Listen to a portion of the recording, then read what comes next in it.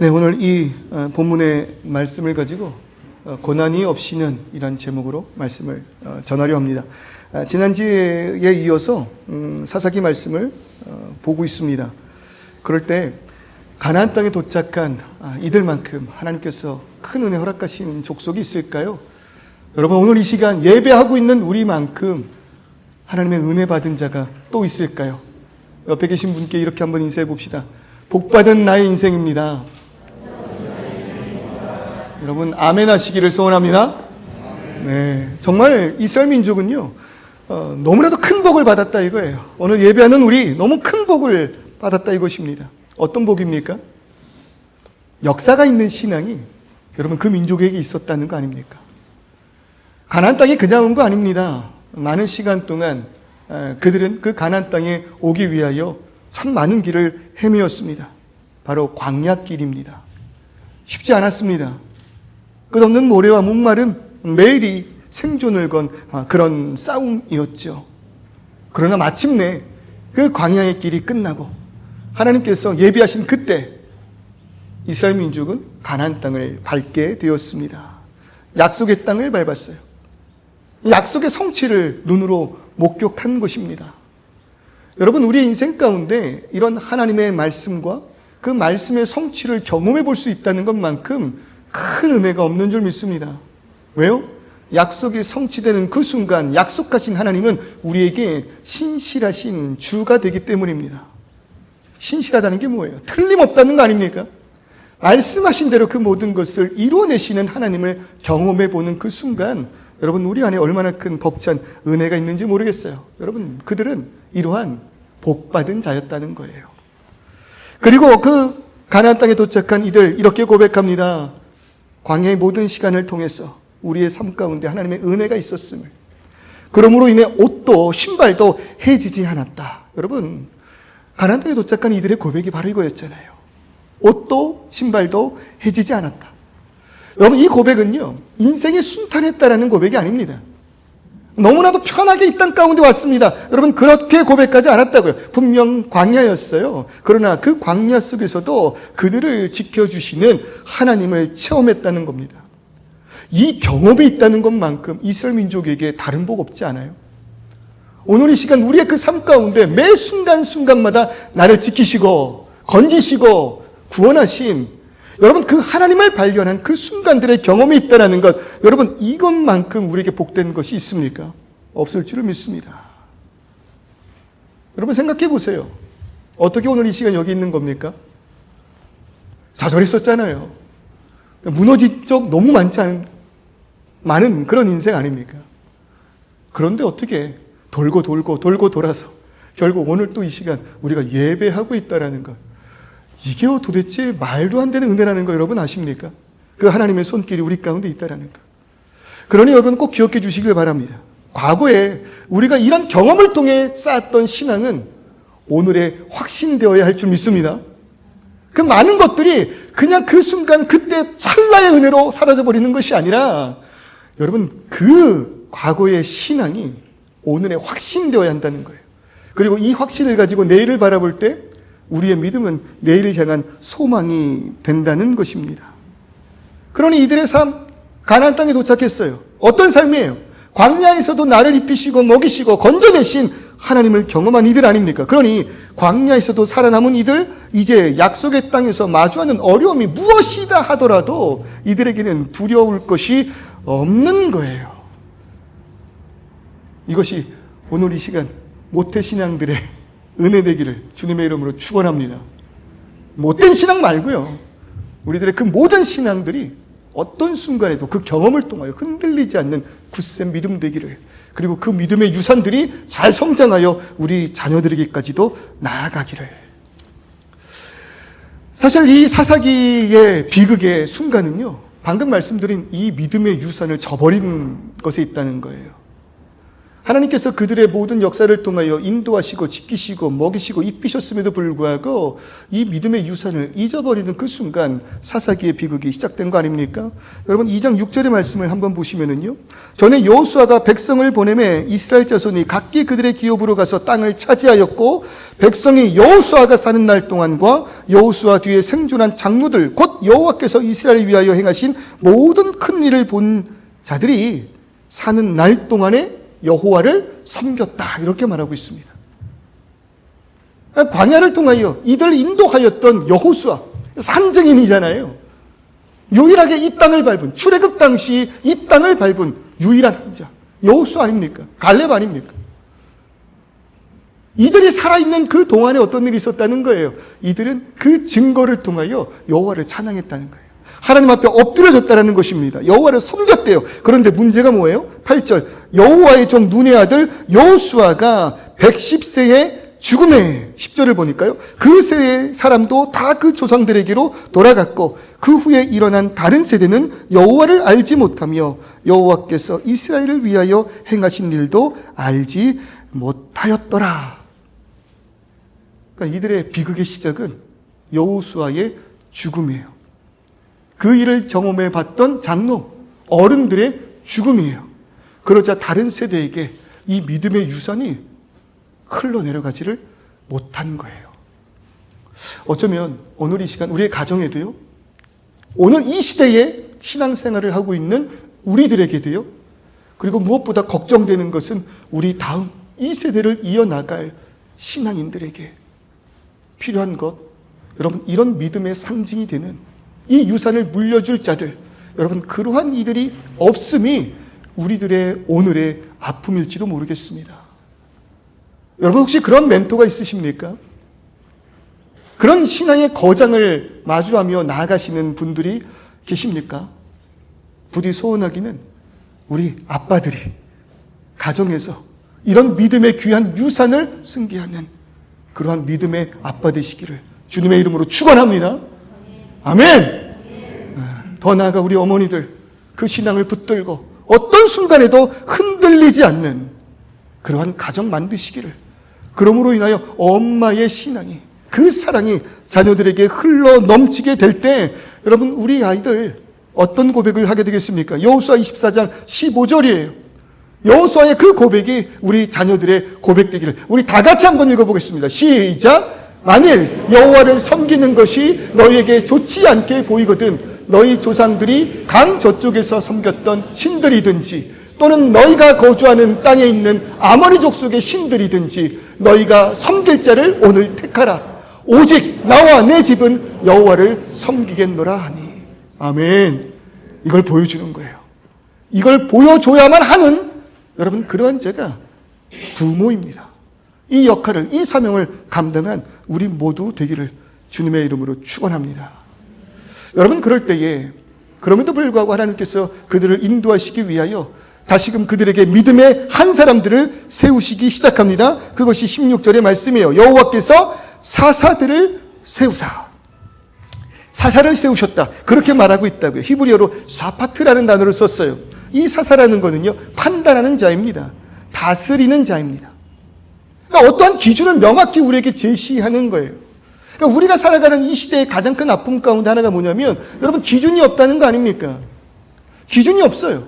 그러니 내가 서 있는 이곳이 하나님께로부터 얼마나 멀리 떨어져 있는지, 내가 가는 이 길이 과연 옳은 길인지 그렇지 않은지 알 방법이 없다는 것입니다. 그럴 때 하나님은 분명 사사를 세우셨습니다. 그럴 때 하나님께서 분명 오늘 이 시간 우리 가운데 복음을 허락하셨습니다. 이 땅 가운데 하나님께서 교회를 세우셨습니다. 의미가 뭐예요? 우리가 기준이 되어야 한다는 거예요. 이들은 단순하게 법정에서 판결을 내리는 그런 재판관을 뜻하기도 했지만요, 특별히 더 나아가서 이 사사들의 역할은요, 엉뚱한 길로 감으로 인하여 고난받고 있는 그 민족을 구원해냈다는 거예요. 억압받고 있는 그들을 이방의 손으로부터 구원해낸 자들, 그러한 자들이 바로 사사였다고요. 이들은요, 군사적인 지도자였고 신앙의 인도자였고 민족을 적으로부터 구원하는 역할을 하였습니다. 여러분 꼭 기억하세요. 하나님께서는 오늘 이 시간 사랑하는 자들을 위하여, 그들이 주께로 돌아오게끔 하기 위하여 복음을 붙들고 원래 있어야 할 그 자리로 나오게 하기 위하여 사사를 세우신 것과 같이 오늘 이 시간에도 복음 전하는 자들을 세우신다는 겁니다. 그 한 자 때문에 내가 오늘 이 자리에 있는 거 아닙니까?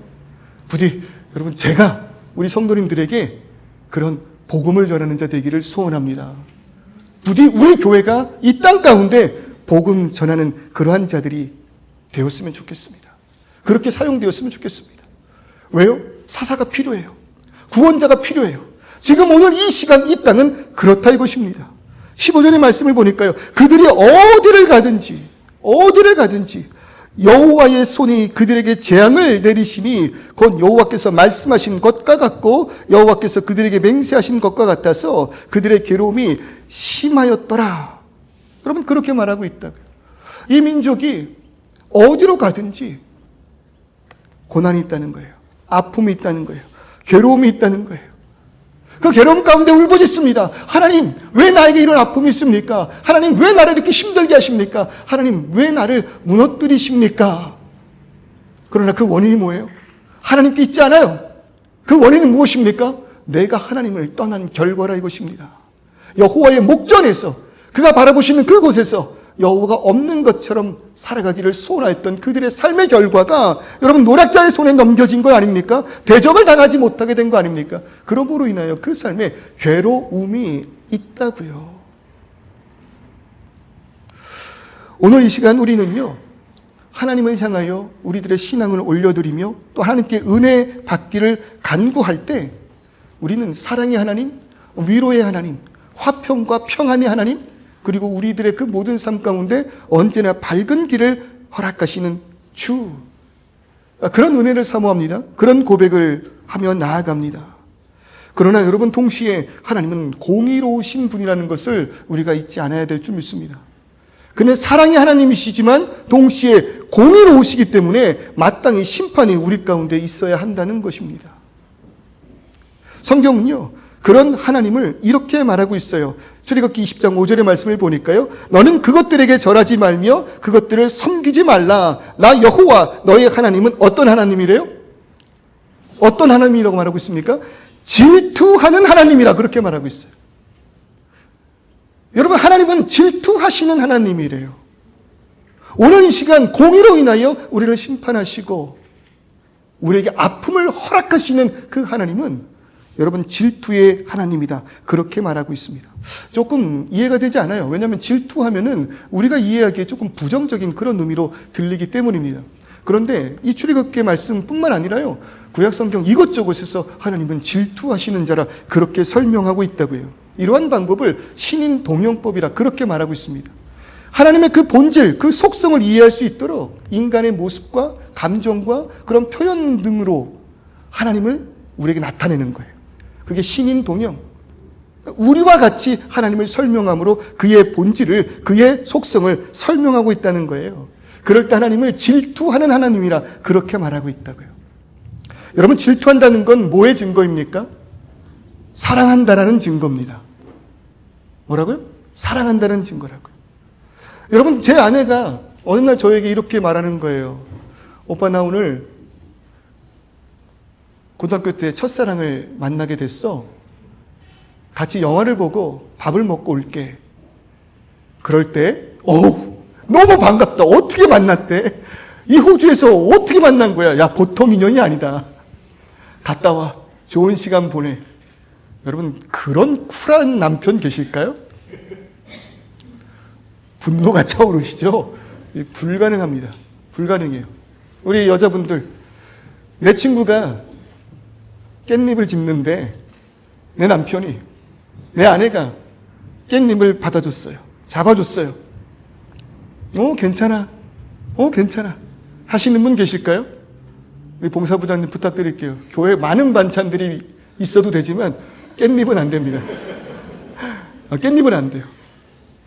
새우를 까먹는데 새우를 잘 먹지도 않는 내 남편이, 내 남자친구가 다른 사람을 위하여 열심히 그 새우를 까주는 그 모습을 보면서도 아무렇지도 않아 할 그런 아내가 있습니까? 그런 여자친구가 있어요? 되게 쿨하신 분들 계시네요. 괜찮다고? 괜찮다고? 내 남자친구가 내 친구의 집업 자크를 올려줘도 괜찮아요? 괜찮아요? 안 된다니까요. 안 된다니까요. 데이트해도 괜찮아요? 뭐 결혼해도 괜찮아요? 안 된다고요. 그런 일이 있으면 안 된다고요. 여러분, 그 순간 그 마음에 분노가 일어나는 거예요. 너 집에 가! 그리고 당신 나 따라와. 뭐 하는 거야? 여러분, 이게 질투 아닙니까? 뭐에 대한 증거예요? 사랑한다는 것에 대한 질투라고요. 여러분, 이런 질투 없이 어떻게 하나님이 우리를 사랑하심에 대한 이해를 할 수 있겠냐고요. 그가 우리의 신랑 되신다고 우리가 지난주에 그렇게 고백하였습니다. 신부된 우리가 다른 신 앞에 엎드러지는데 하나님께서 질투하지 않으신다면, 하나님께서 우리를 심판하지 않으신다면, 여러분, 나를 향하신 사랑을 무엇으로 표현할 수 있냐 이거예요. 하나님 없는 삶에 재앙이, 아픔이 있다면 하나님 나를 사랑하시며 여러분 증거인 줄 믿으시길 바랍니다. 오히려 그것이 없음이 문제라는 거예요. 사역을 할 때도 마찬가지예요. 열심히 사역하는데 평탄해요. 너무 아무 문제 없어요. 그러면 저는 스스로 걱정하기 시작해요. 왜지?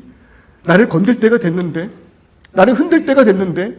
여러분, 하나님의 역사를 가장 싫어하는 존재가 있지 않습니까? 사단 아닙니까?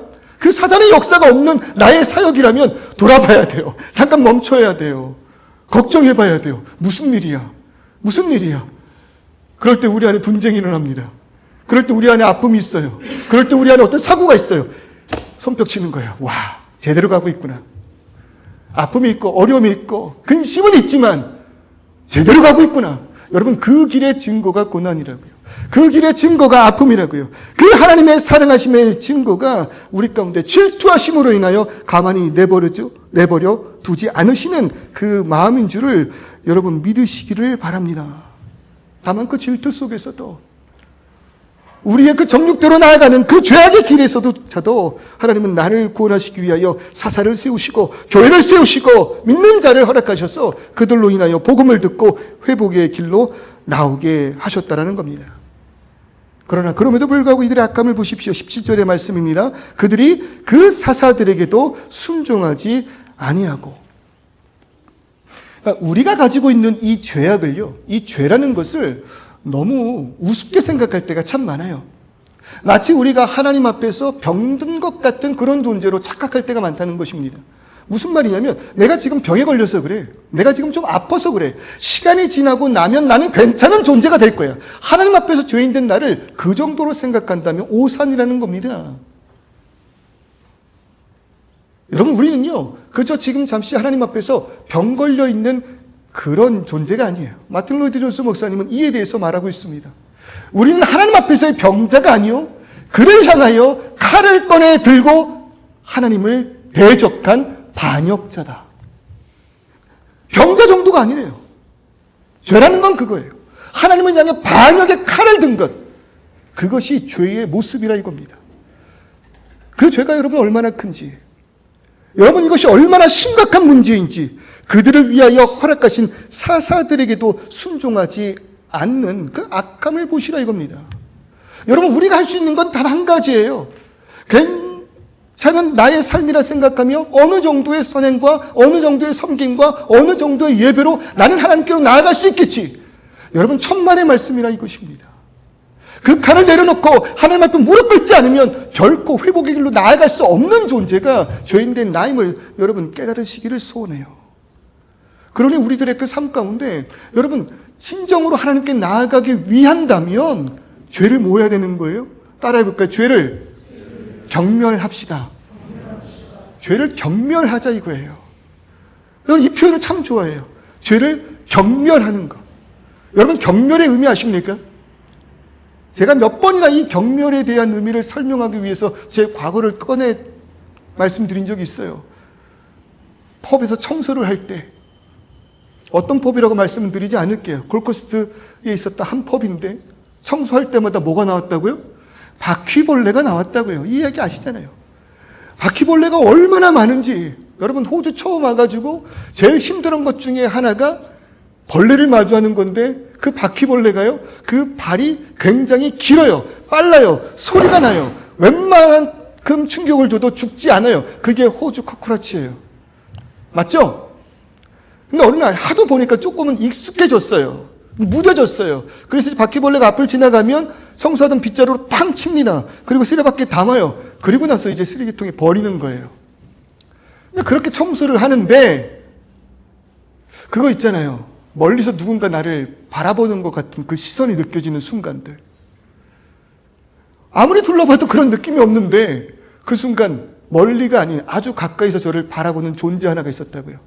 기절했던 그 바퀴벌레가 쓰레받기를 타고 올라와서 제 유니폼을 타고 올라와 어깨에서 저를 바라보고 있는 거예요. 그 순간 어떻게 했겠습니까? 소리를 지르며 아무도 없는 그곳에서 혼자 치고 옷을 벗고 화장실로 들어가 씻고 여러분 경멸이 뭐냐면요, 그 순간 제 어깨에 올라왔던 바퀴벌레를 보는 제 심정이 경멸이에요. 경멸. 여러분 죄를 경멸한다는 것이 이런 거 아닙니까? 죄가 뭔데요? 어떤 순간에도 내가 하나님께 나아가지 못하게 하는 것, 여러분 그것이 죄잖아요. 죄의 큰 죄가 어디 있고 가벼운 죄가 어디 있고 작은 죄가 어디 있습니까? 그 본질은 하나님께로부터 나를 멀어지게 하는 것, 동일한 죄 아닙니까? 그런데 우리의 삶 가운데 이 죄를요 그렇게 경멸하지 않아요.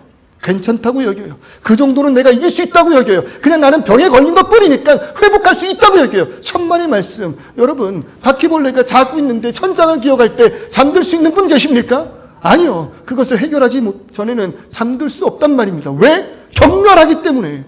그런데 하나님께 나아가지 못하게 하는 이 죄에 대해서 우리는 왜 경멸하지 않습니까? 한 주의 그 삶이 진정으로 예배로 나아가기 위한 삶 되기를 주님의 이름으로 축원합니다. 그러니 한 주 한 주 하루하루 그 시간 모든 것이 조심스러운 거예요. 우리들의 그 모든 삶 가운데 하나님께 예배하는데 집중하는데 방해되는 그 것들을 내려놓는 그 연습이, 그 훈련이, 그 기도가, 그 겸손이, 성령의 인도하심이 우리 가운데 있기를 주님의 이름으로 축원합니다. 얼마나 악한지 그 모습을 이렇게 설명하네요. 그들이 얼마나 악하고 있는지 잘 보세요. 여호와의 명령을 순종하던 그들의 조상들이 행하던 길에서 속히 치우쳐 떠나 그와 같이 행하지 아니하였대요. 누가요? 지금 이 사사기 시대의 이스라엘 민족이. 누구보다 악했대요? 이 하나님의 언약을 지켜 행했던 조상들보다도. 그러니까 광야길을 걸었던 이들의 조상들보다도 이들이 악하다는 거예요. 그들은 뭐 했대요? 하나님의 명령에 순종한 자들이 했대요. 이들에 비하면. 그런데 이상합니다. 여러분, 광야길을 걸었던 이스라엘 민족의 모습들이 어떠했습니까? 그들의 신앙이 어떠했어요?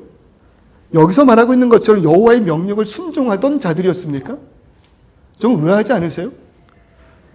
그들은요 원망한 자들입니다. 불평한 자들입니다. 하나님에 대하여 차라리 바로가 날지도 모르겠다고 외쳤던 바로 그러한 자가 애굽에서 탈출하여 광야길을 걸었던 이들의 조상 아닙니까? 그런데 그들은 오히려 명령을 순종하던 자라 그렇게 말하고 있어요. 이상한 거예요. 의아한 거예요.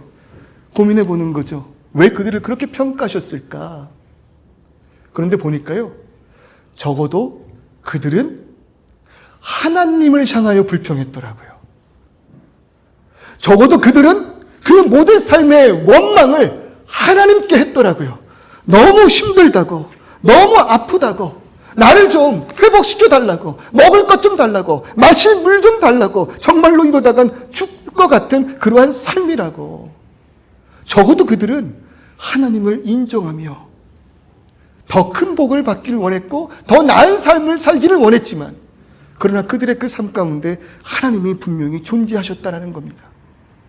그런데 오늘 이 시간 이 사사기의 모습, 그 죄악의 모습이 뭐라고요? 목전에서 여호와께 악을 행하였다. 하나님께서 그들과 함께 하심에도 불구하고 적극적으로 하나님이 계시지 않는 것 같은 인생을 살았던 그들이 이 사사기에 등장하고 있는 민족의 모습이라 이것입니다. 오늘 이 시간 우리랑은 다를까요? 오늘 이 시간 나의 모습이라고 그들과 좀 다를까요? 오늘 이 시간 우리들의 그 모든 삶과 내일의 계획 가운데 여러분 하나님을 향한 것이 있습니까? 하나님을 의식하며 살아가고 있습니까? 하나님의 말씀 없이는 그 한 걸음도 나아갈 수 없다 여기며 여러분 기도하기를 쉬지 않는 우리들의 인생입니까? 아니요. 오히려 하나님이 없어도 상관없는 것 같은 인생인데요, 하나님보다 더 귀하게 여기는 것을 붙들고 살아가는 삶이 나의 모습이라면 여러분 사사 시대의 민족들과 나의 모습이 별반 다를 것이 없다는 거예요. 너무나도 안타까운 것은요, 이 사사기 전문을 보면 큰 하나의 사이클이 존재합니다. 이 사사기를 이해하는 데 굉장히 중요한 사이클이에요. 하나님께서 이들에게 가나안 땅을 허락하셨습니다. 그 민족의 젖과 꿀을 허락하셨어요. 그러니 그들의 삶이 하나님의 은혜 가운데 평안하다고요. 평안하니 하나님의 목전에서 그를 떠납니다. 더 큰 유익을 위하여 이방의 신에게 엎드려지는 바로 그때 질투하신 하나님께서 그들을 저들의 손에 넘겨주사 고난 가운데 방치하셨다고요. 내버려 두셨다고요. 그제서야 이들이 그 고난 속에서 울부짖기 시작합니다. 부르짖으며 하나님께 나아갑니다. 다시금 우리를 구원하소서 외치는 그때 사사를 통하여 다시금 의의 길로, 하나님의 그 평강의 길로 인도하심의 그 역사. 그러므로 다시 한번 그들에게 샬롬이 찾아오는 이러한 사이클이 여러분 사사기를 계속해서 반복, 또 반복, 또 반복, 또 반복 이어지고 있다는 거예요. 그 시대뿐만 아니라 오늘 이 시간 우리들의 삶 속에서까지. 하나님은 언제 찾으십니까? 여러분 우리가 언제 기도합니까? 언제 엎드려집니까? 언제 예배합니까? 이 사이클 가운데 어느 순간에 우리는 하나님께 찬양하냐 이거예요. 안타깝게도 무너져 있는 바로 그때, 너무나도 힘들고 아파서 괴로움을 당하고 있는 그때 우리가 하나님을 향해 손을 드는 그 모습 아니겠습니까? 여러분 사사기를 보면 이 무한한 사이클이 반복되면 반복될수록 이들의 그 심령의 악함이 더욱더 극대화되어가는 그런 모습을 보게 됩니다. 그래서 학자들은 이것을 나선형 하강이라고 그렇게 표현을 해요. 나사를 돌리면은 여러분 점점점 돌리면 돌릴수록 한 사이클이 돌아가면 돌아갈수록 더 깊이 들어가는 것처럼 우리들의 그 인생 가운데에서도 이러한 사이클을 겪으면 겪을수록 더 죄악 가운데로 나아가는 그 모습을 고발하고 있다고요. 이런 모습은요, 등장하고 있는 그 민족을 구원하기 위해 하나님께서 세우신 사사들의 모습을 보면 더 잘 알 수 있는데, 주요 사사, 그러니까 분량이 좀 많은 그러한 사사로 운니엘, 에훗, 드보라, 기드온, 입다, 삼손 같은 이를 우리에게 소개합니다. 그리고 이들보다 조금은 내용이 짧은 비주요 사사로 삼갈, 돌라, 야일, 입산, 엘롯, 압돈과 같은 사사들이 하나님께 부름받아 그 민족을 위하여 사용된 사사들이라 그렇게 말을 하고 있어요. 그런데 이 사사들의 이야기를 보면, 그 삶을 보면 정말로 그 신앙이 점점 악으로 치닫고 있음을 보여주고 있는데, 비주류 사사들의 행정을 한번 보세요. 야엘이라는 그 사사는요, 사나에 30명의 아들을 두었대요. 사사인데 세 개의 성읍을 보유했다, 그렇게 이야기합니다. 입산이라는 자는요, 정략 결혼을 통해서 30명의 아들과 딸을 얻었다, 그렇게 이야기를 해요. 또한 압돈이라는 자는 40명의 아들이 있고 30명의 손자를 두었고 그 모든 이들이 나귀를 타고 다녔대요. 어마어마한 사치를 부린 사사들의 모습입니다. 이 시대의 리더가 여러분 그렇다는 거예요. 그 시대의 리더가 그런 모습으로 하나님 앞에 서서 그럼에도 불구하고 민족을 인도한다 말을 하였다는 겁니다. 그러니 하나님께서 이 사사기를 통하여서 귀하게 쓰신 그 자들의 모습을 본다 하더라도요, 여러분 하나님의 그 정말 답답하신 그 마음이 우리에게 드러난다고요. 제일 먼저 사용하신 자가 누구입니까? 운니엘이란 사사입니다. 갈렙 자손이에요. 갈렙이 어떤 자예요? 여호수아와 함께 정말로 귀한 하나님의 영광을 마주한 자 아닙니까? 그러니까 명문 신한 가정에서 운니엘이라는 사사가 처음부터 등장했다는 거예요. 그러니까 이런 생각을 해봐요. 어떤 전쟁이 붙었고 전투가 붙었을 때 여러분 제일 먼저 장군이 나가지 않습니다. 왕이 먼저 나가지 않습니다. 졸부터 나가잖아요. 그럼 병사부터 앞으로 나가야 되는 거잖아요. 그런데 시작부터 가장 중요한 자가 앞장서서 민족을 쓰러뜨렸다는 겁니다. 무슨 말이냐면 갈렙 가문 정도 되어야 하나님께서 들어 사용할 수 있는 그러한 시대였다는 거예요. 두 번째 어떤 사사를 사용하셨습니까? 에훗입니다. 베냐민 지파입니다. 오른손의 아들이라는 뜻이에요. 그런데 그런데 에훗은 왼손잡이였다, 그렇게 설명하고 있잖아요. 오른손을 사용해야 하는데 왼손을 사용한다는 거는요, 일반적이지 않은 자라는 겁니다. 그래서 이 왼손잡이 에훗은 그 손에 장애가 있는 자가 아니었나, 그렇게 해석을 한다고요. 몸이 조금 불편한 자가 이방 민족과의 그 전투 가운데 앞장서야 할 만큼 무슨 표현이에요? 건강한 신체를 가진 자들 가운데 하나님께서 사사로 세울 수 있는 자가 없었다 이것입니다. 그 다음 사사가 누구예요? 드보라 아닙니까? 유일한 여자 사사잖아요. 전투에 임하는데 여자의 몸으로 그 앞에 서서 그 적군들을 물리쳐 나아갔다는 겁니다. 이게 무슨 표현이에요?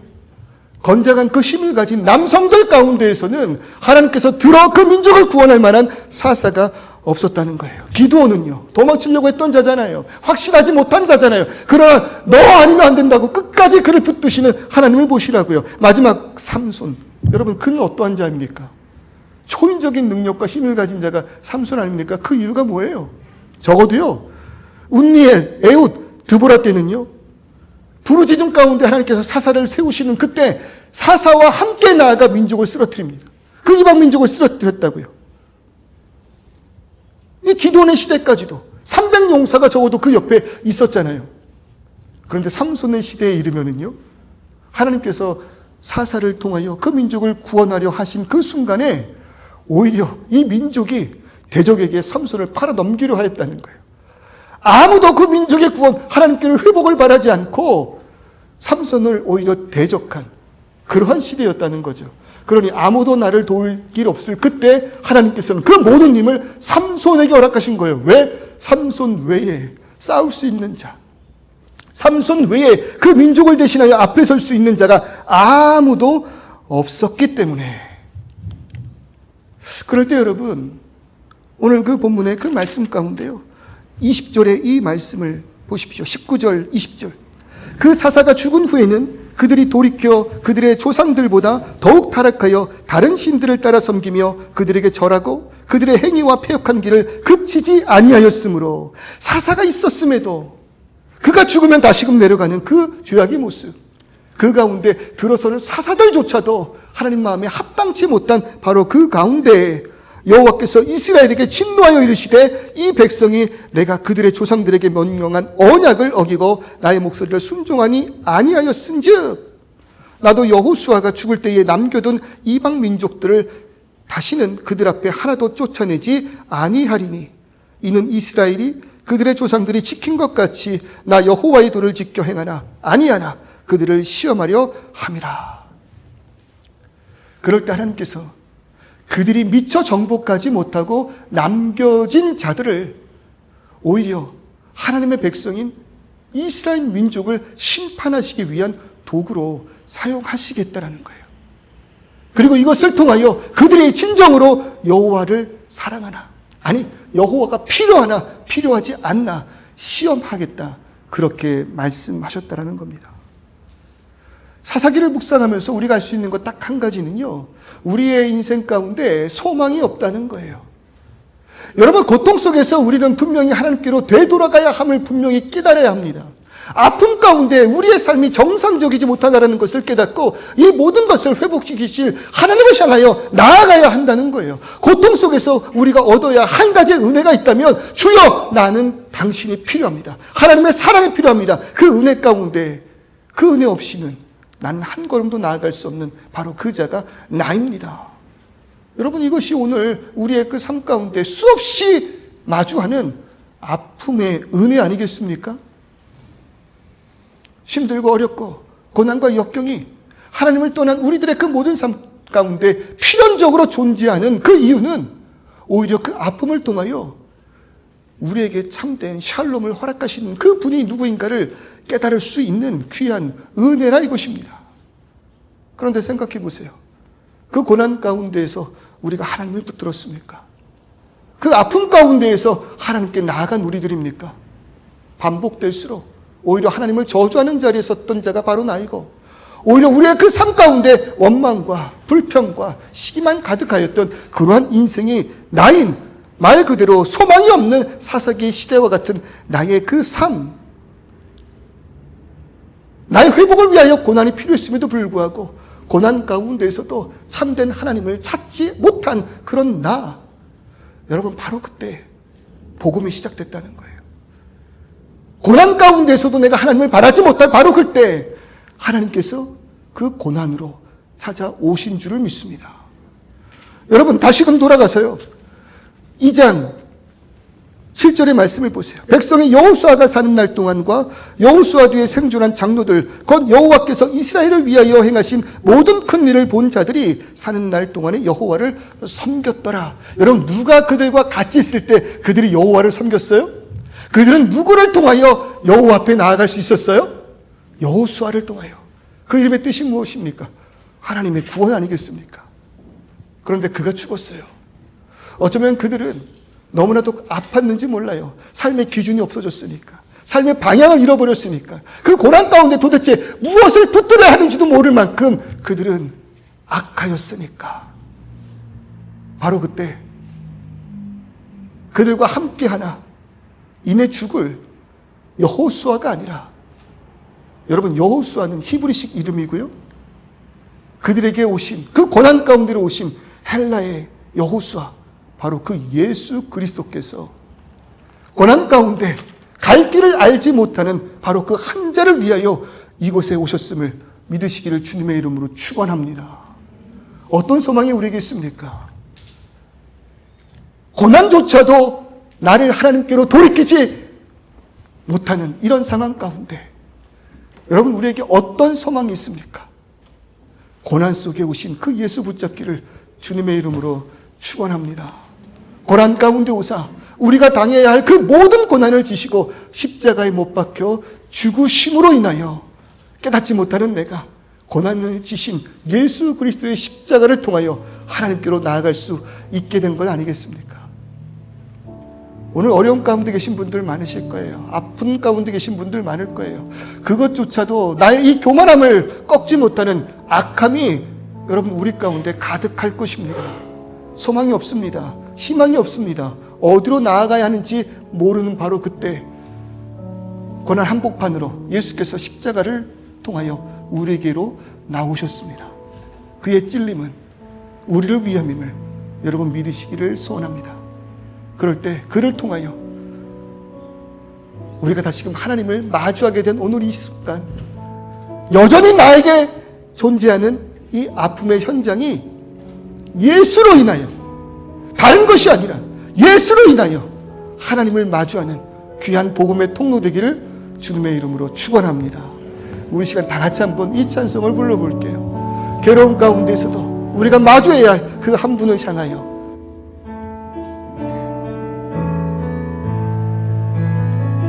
괴로울 때 주님의 얼굴 보라, 평화의 주님 바라보아라.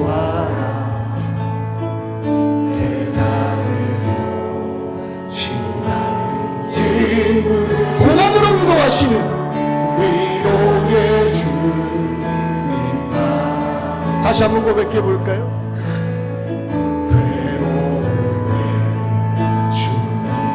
얼굴 보라, 평화의 주님 바라보아라. 세상에서 시달린 친구들아,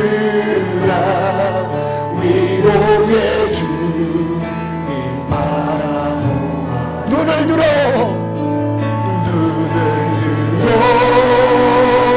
주를 보라.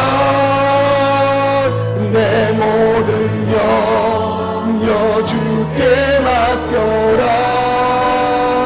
슬플 때에 주님의 얼굴 보라.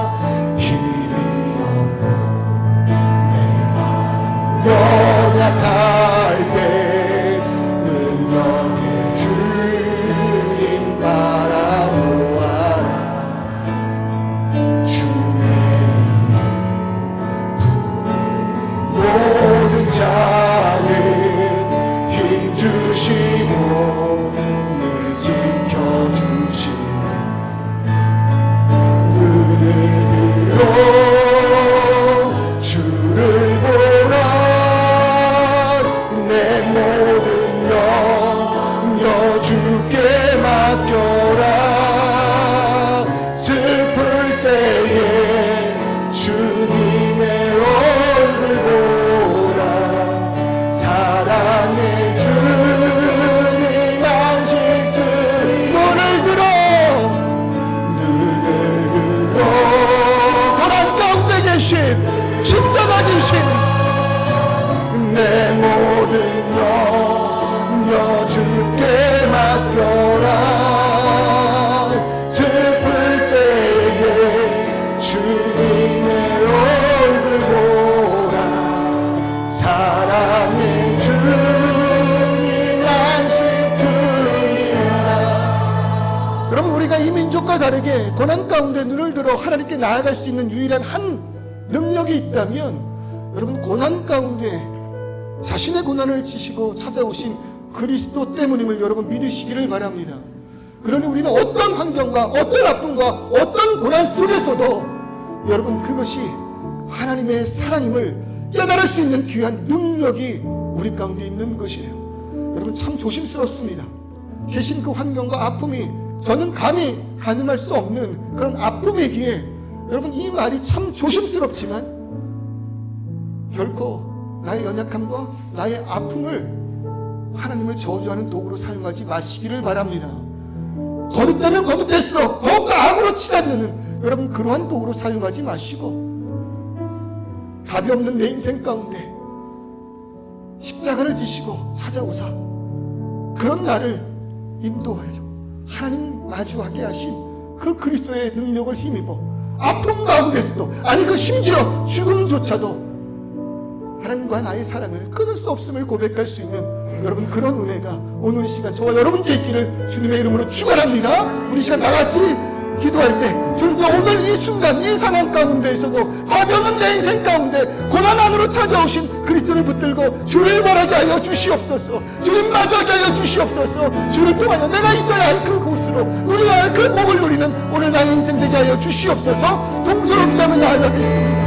하나님이여, 우리의 인생 가운데 찾아오신 주님이여, 고난 속에서도 답이 없는 나의 인생 가운데 주님 찾아오신 예수의 이름을 믿습니다. 그 예수의 능력을 마주합니다. 주님, 그제서야 내가 당신의 주를 아버지 하나님 눈을 들어 찾아갈 수 있사오니 주여, 이 악한 가운데 오신 주님을 붙드는 우리의 인생 되게 하시고 무너져가는 나의 심령 가운데 이 아픔을 통하여 주님을 바라볼 수 있는 귀한 은혜 되게 하여 주시옵소서. 여전히 나를 사랑하고 계신 그 아버지 하나님, 그분하지 않도록 도와주시옵고, 아버지 경건함으로 인하여 우리 결핵하신 그 모든 순간 가운데 아버지 하나님 오늘 나를 붙드셨다면 그 상황 가운데 어떤 아픔으로도 무너지지 않고 오히려 고난이 주를 찾는 귀한 그 감정 되게 하여 주시옵소서. 주님, 저 주님 앞에 엎드려진 나의 그 모든 심령을 주께 올려드리오니 아버지여 붙들어 주시옵소서. 감히 상상도 하지 못할 아픔 가운데 계신 살아간 우리 성도님들의 그 모든 인생 가운데 오히려 아픔을 통하여 내 인생 가운데 하나님이 필요하심을 깨달아 알게 하신 은혜 있기를 소원합니다. 그러나 그 고난이 기쁘면 기쁠수록 하나님을 마주해야 함에도 불구하고 악한 나, 죄인인 나, 구원의 길로 나아갈 수 없을 바로 그때 이 고난으로 오신 예수 그리스도를 마주합니다. 나보다 더한 십자가의 고난을 통하여 나를 붙들어 주신 그 은혜를 사모합니다. 그러니 고난 속에서도 내가 멸망치 않는 그 이유, 무너지지 않는 그 이유, 십자가를 통하여 나에게 다가오신 예수 그리스도가 계시기 때문입니다. 그러니 오늘 이 시간 우리의 인생 더 이상 무너지지 않게 하시고 오히려 허락하신 크신 그 믿음의 은혜를 통해 울부짖으나 그러나 그럼에도 불구하고 주님 나와 함께 하심을 고백하고 이 아픔조차도 주님을 찬양하는 나의 간증 되기를 소원하는 귀한 우리 성도님들 되게 하여 주옵소서. 그럴 때 감히 이 땅에서 날 수 없는 그 위로 하나님의 참된 샬롬의 평안이 우리 가운데 있기를 소원합니다. 주님, 부디 울부짖는 우리 가운데 그리스도의 십자가를 통한 샬롬을 허락하여 주옵소서. 예수 그리스도의 이름으로 기도드립니다. 아멘.